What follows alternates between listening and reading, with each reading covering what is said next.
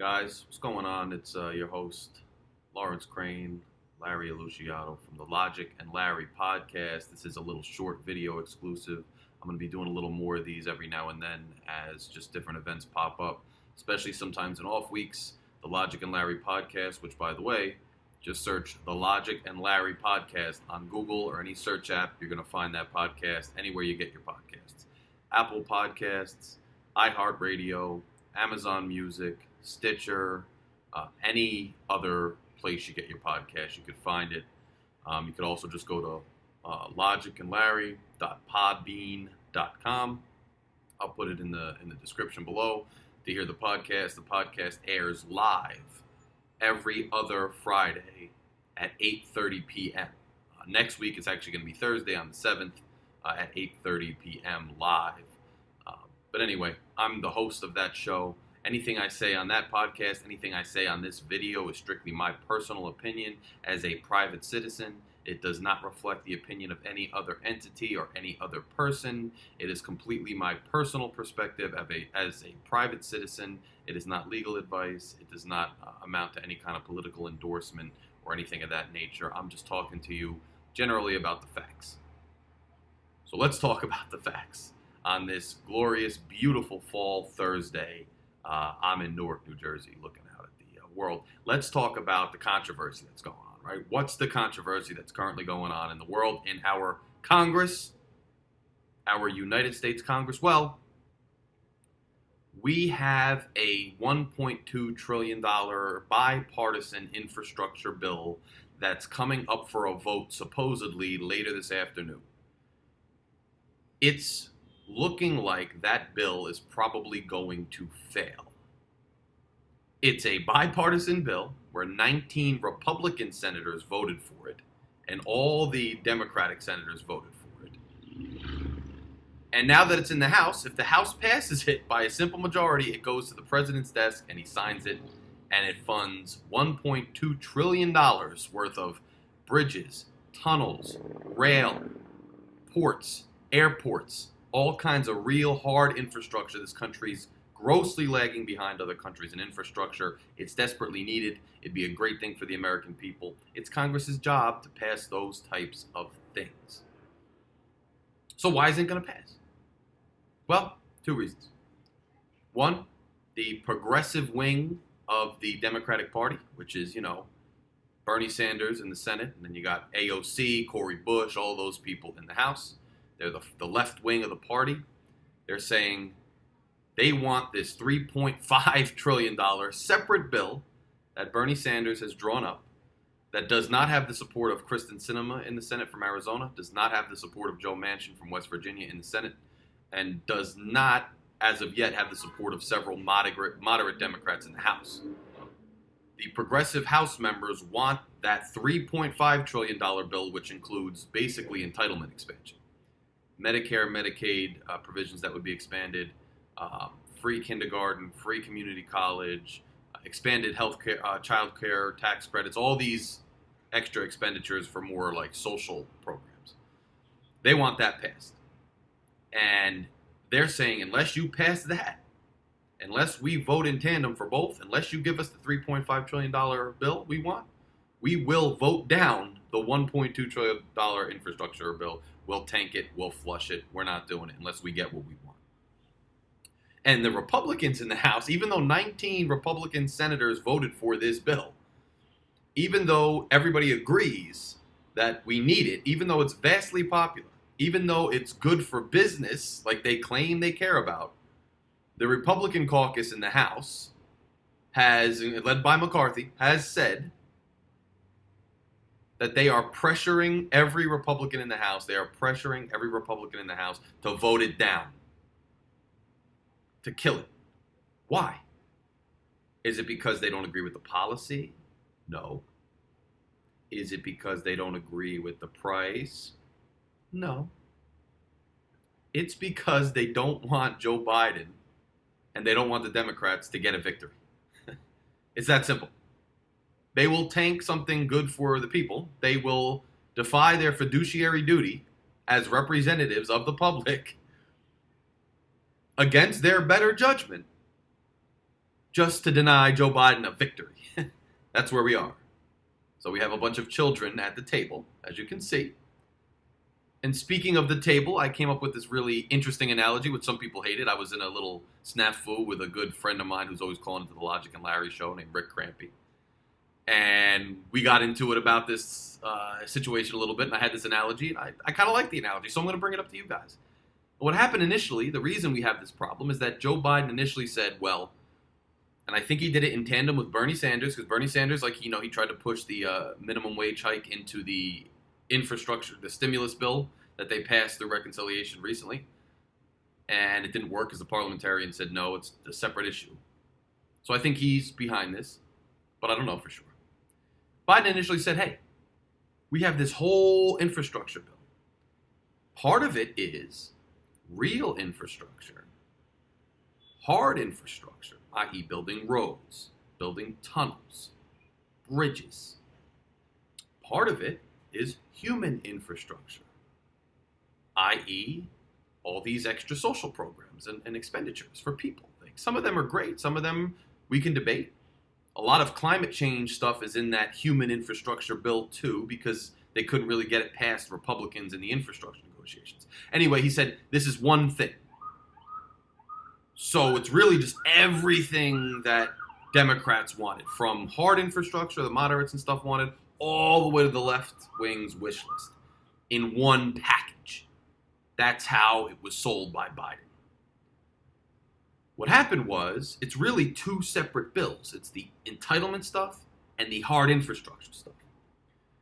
So as soon as he said that, a lot of moderate Democrats and all the Republicans said, hey, we're willing to talk to you. We're willing to work with you on hard infrastructure, traditional infrastructure as we would define it in the common lexicon, i.e. bridges, tunnels, rail. We're willing to discuss that. I don't know if I would really consider the human infrastructure to be infrastructure within the traditional meaning of the word. So maybe your sales pitch, you gave it a shot, it's not going to work. I don't know if I'm going for it. Republicans said that, a lot of moderates said. So, but the progressives said, whoa, well, we want it all. So Biden, rather than saying, okay, let's talk about infrastructure, because everybody agrees, from the left-wingers to the moderate Republicans to the moderate Democrats, they all agree that we need infrastructure. There's more than enough votes in the House and Senate to get infrastructure done based on just what people agree we need. It's there. If people actually voted with what they thought was right, we would have it. Okay. But it's going to fail today, remember. So Biden said we're going to do it all at once, but he could have said we're just going to do infrastructure first, then we're going to move on this reconciliation bill. We'll see what we have. We'll see if we can pass it. And everybody would have known that from the jump, right? But instead he said, no, we're going to do it all at once. And he negotiated with the Republicans on the infrastructure bill, and they thought, well, we're going to negotiate in good faith with what we agree we could spend based on our philosophies and our beliefs, and we will work with you to obtain a large expenditure for infrastructure. $1.2 trillion is a lot of money. $1.2 trillion, especially when we just spent trillions of dollars on two separate stimulus packages during the pandemic. Our debt is skyrocketing, guys. Eventually, somebody's going to pay for that. Who pays for that? The American people. Yeah, it's the wealthy. It's the wealthy at first. But they sneak taxes in. There's talk of gas mileage taxes. There's taxes. It will hit you. Somebody's paying, but some things we got to pay for, right? We got to pay for stimulus during a pandemic. We got to pay for infrastructure. We can't fall behind China and Europe so badly with infrastructure. It's bad for the economy. It's bad for us. It's bad for everybody, okay? Our trains look like ancient compared to some of the stuff they have overseas. We got to stop. So you got to pay for certain things. We all agree, right?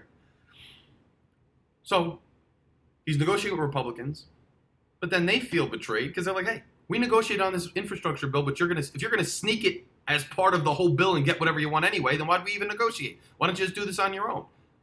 If we're negotiating, but then you're going to go through the back door and get everything you wanted without talking to us, what's the point? Progressives on the other side said, well, hey, if you're just going to do what you negotiated with the Republicans, then we're not going to vote because we want everything we want. So this analogy, back to this analogy, this dinner analogy. Essentially, if you think of it this way, Biden invited a bunch of friends to dinner. Republicans and Democrats, progressives, moderates, and moderate Republicans to dinner, right? Dinner is the infrastructure bill. All of those people agree we need dinner. We want dinner. We're interested in dinner. I'll sit down with dinner with you. I'll have food. I'll have some drinks. We'll have a good time. Biden told the Republicans, we're just going to dinner. Don't worry. And he engaged in a whole negotiation about menu items, where they'd sit, everything. And they said, great, can't wait for dinner. Then he turned to the progressive Democrats and he said, we're going to dinner. And they said, whoa, we're going to dinner, but we want to go to a ball game after that too.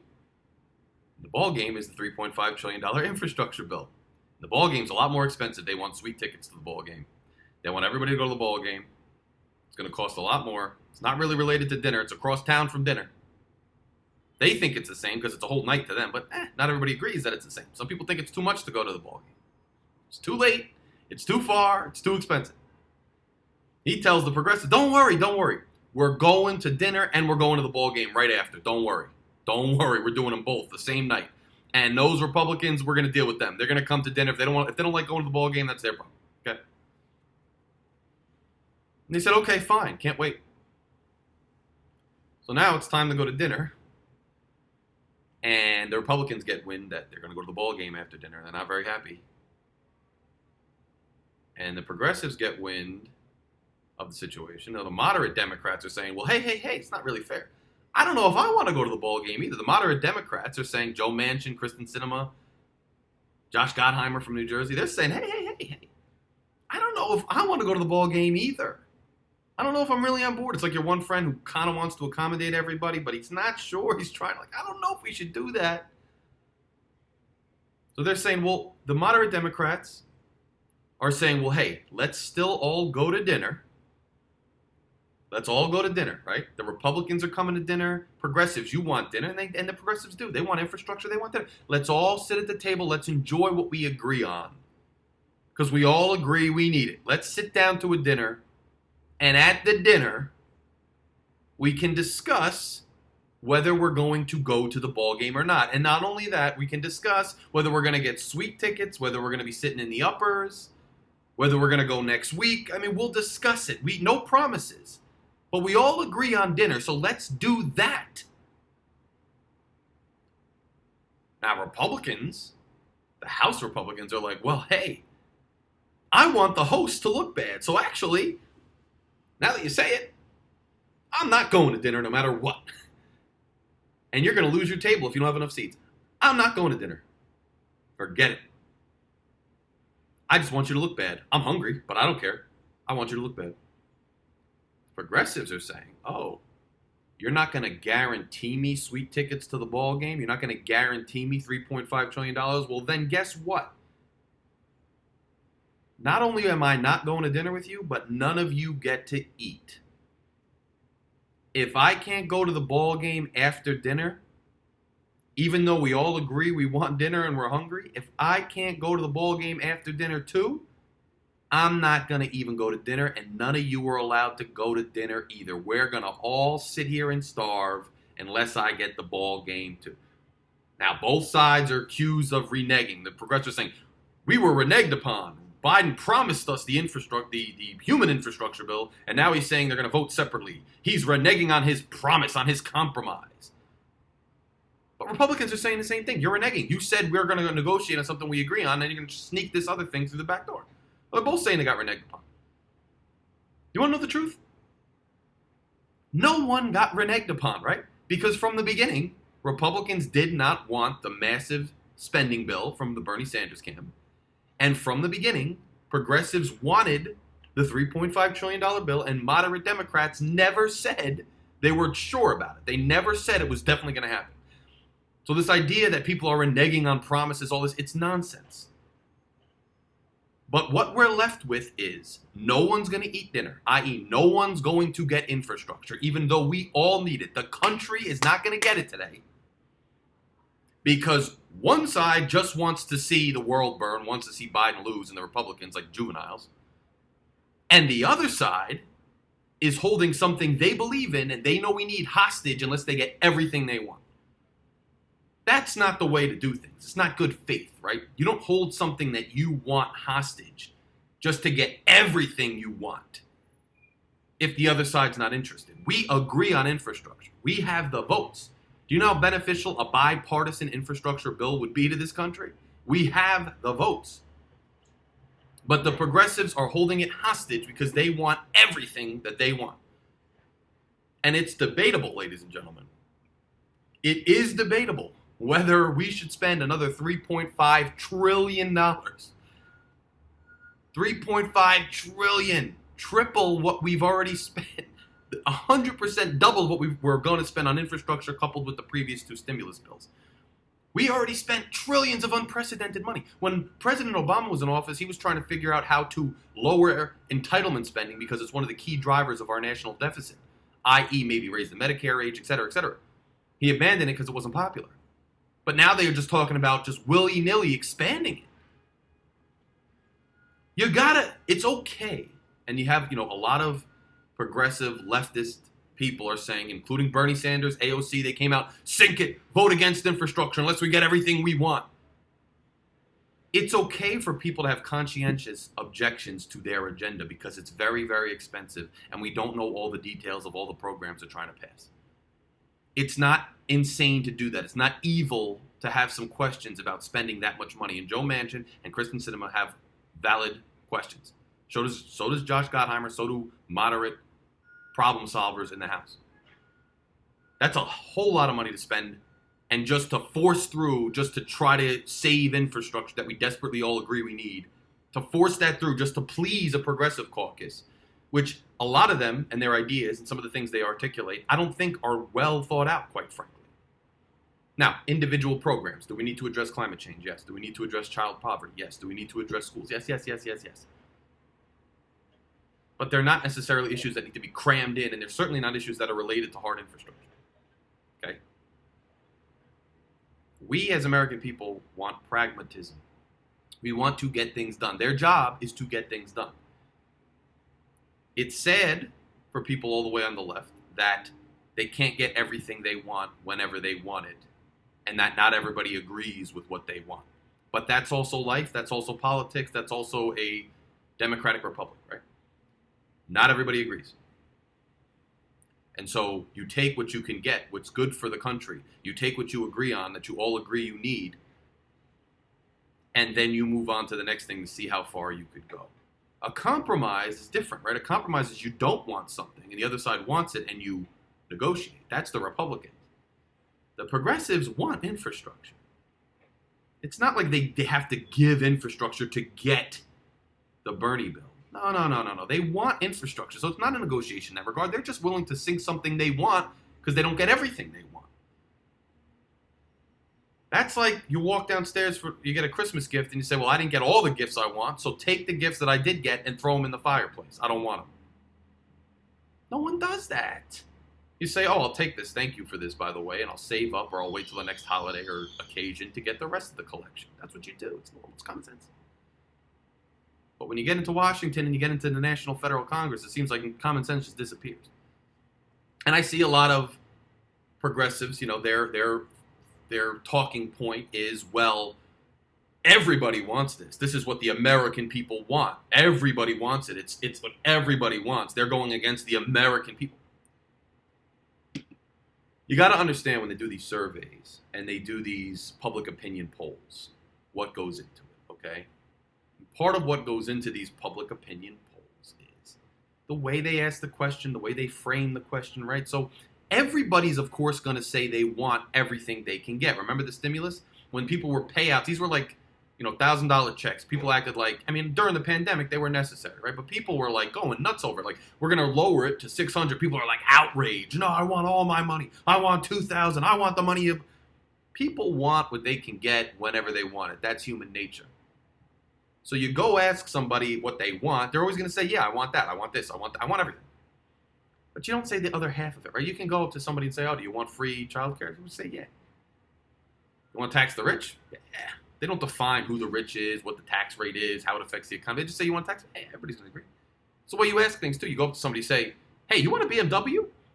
What are they going to say? They're going to say, yeah. Now what if you go up to them and you say, you want a BMW? Yeah. It's going to cost you this much per month, whatever. People are not buying BMWs because they can't afford it. So if you go up and say, do you want these entitlements? And say, yeah, but say, okay, this is how it's going to affect the economy. This is how much it's going to cost in the back end. This is where the taxes are. This is where we're going to get the taxes. This is how much the debt. Now it's different, right? And it's also in the way you ask the question, just in tone. You go up to somebody like, you want this book? Yeah, they're like, oh, yeah, I guess. I mean, it seems like it's really a good book. Or you're like, you want this book? I don't want it. It seems like you don't like it. I mean, there's a lot that goes into that. A lot of people have concerns about the cost of this thing. So you can't just say, oh, it's mandated by the people. Everybody wants it. We're fighting for what everybody wants. No, they're fighting for what they want, which it's debatable of what they want.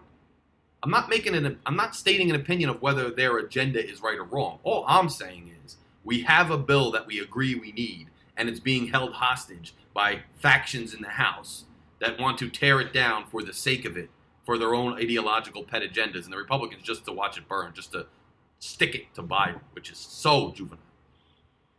Anyway, I just wanted to come on, give you my little analogy, which you might hate, you might love, maybe it's a little silly, whatever. But it's a Thursday.